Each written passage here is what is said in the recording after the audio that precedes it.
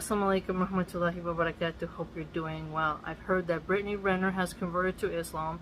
My sincere advice to her would be to follow important hadith pages on social media, to get the Quran, have a Quran in her house or Quran in her car, and to make sure she has Islamic literature around and that she studies it consistently. She has wealth, so I would highly encourage her to hire a private tutor, a private sheikha, who is steadfast upon the deen and can be her mentor. You really need a mentor. As we have seen, popular people who don't have a mentor, they get used by all kinds of people and they get really lost. So as a woman from the industry you're coming from, it's going to be an arduous task, but a noble one. You've come to the one true faith, the one path to paradise, and it's time for you to change your life. And please surround yourself with people who will motivate you.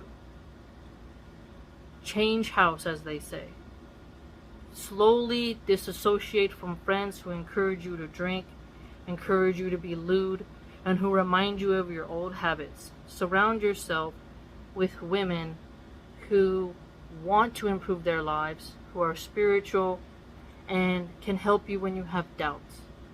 It's very important to have Islamic texts in your house and to retire some of your old clothing. And even though you may not feel super comfortable wearing the hijab every day, you should wear it and then eventually move to the niqab. But at least you can wear loose clothing and no longer show your assets. You have an opportunity now to be forgiven and to do the right thing and to bring honor to the Muslim community. And remember, coming into the fold of Islam is a beautiful thing, and many things in your life will change for the better. But Allah subhanahu wa ta'ala tests those to see if they truly believe, and when that testing comes to you, you will want someone to turn to. And so make sure you're following important Muslim da'is online and important lectures, and spend time learning how to pray. Make sure that you pray, because that actually makes you feel more authentic as a Muslim, and the more Islamic habits you adopt, the less you will waver in your faith, inshallah. I congratulate you, I welcome you, and please make sure that you spend time to study. If you really want the sweetness of faith, you have to study. You have to learn about what it is you've come into. And once you do, your heart will be changed, inshallah, and your life will enter into a better path. And I know you have a child, you have a son, I believe. You could lead your son to Islam and also save his soul from hellfire. And if your son converts to Islam and he does a good job, he can also marry a good Muslim sister, and your entire lineage of family could be changed. And that is a wonderful thing. Welcome to the one true faith. Be steadfast, pray, and be careful of those who will come to you and try to tear you down. You can do it. Modesty is superior, and Allah subhanahu wa ta'ala blesses those who are sincere.